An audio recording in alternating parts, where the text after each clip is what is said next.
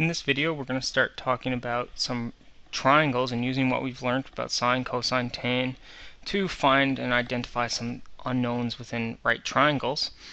So in this example, we're given that a is 4, b is 7, and c is root 65. And notice they're all lowercase, so these are all the sides of the triangles. And we need to find what the sine of a is, the cosine of a, and the tan of a is for triangle ABC, which is a right triangle. The first step is to draw a diagram. So we're going to draw a right triangle, and we need to label the sides of the triangle. And what I want to point out first is most students inadvertently label B as the right angle. And they assume because it's ABC and with an angle, the middle part is at the vertex, they assume that that means it has to be at the right angle. A triangle can be named in any order. ABC, CBA, BAC all mean the same triangle. It doesn't matter where the letters are. That doesn't tell you anything about the right angle. What you do know about the right angle is it's across from the largest side, the hypotenuse. So what you need to do in this case is identify the hypotenuse first. So we have a side of 4, a side of 7, and a side of root 65. And root 65 is a little bit bigger than 8. So this is the biggest side, so that goes here, which tells me that this over here is side C. Now, the only one that matters here is the right angle. The other two doesn't matter what we call them, so we can put A here and B here. That tells me this side over here is 4, and this side down here is 7. So, first focus on getting the right angle named appropriately, and then fill in the pieces from there. So now we can find the sine of A, the cosine of A, and the tan of A. So the sine of A, well, for angle A, this side over here is opposite. This side down here is adjacent, and we already know that up here is the hypotenuse. So for A, we have opposite over hypotenuse, which tells us that we have 4 over root 65. For cosine of A then, we have adjacent over hypotenuse, and that means we have 7 over root 65.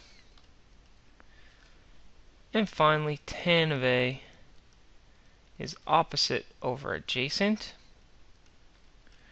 and opposite A was 4, and adjacent to A is 7, so 4 over 7.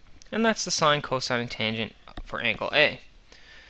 Example 8 asks us to do the same thing, except now do it for angle B.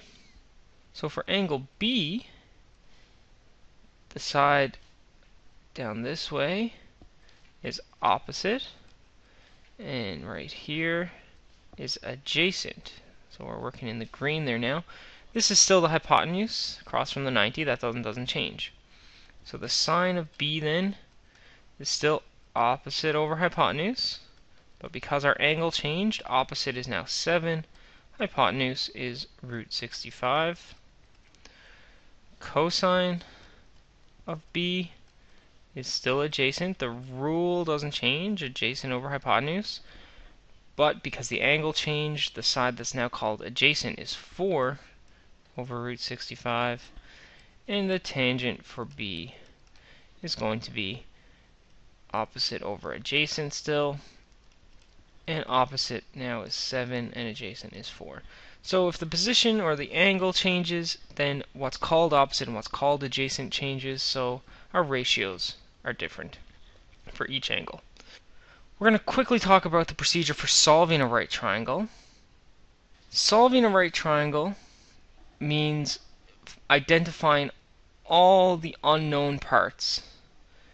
Okay, so we need to find all the unknown parts. So to do that, first we're going to draw. And we've said that from the beginning of this unit. Draw a triangle first.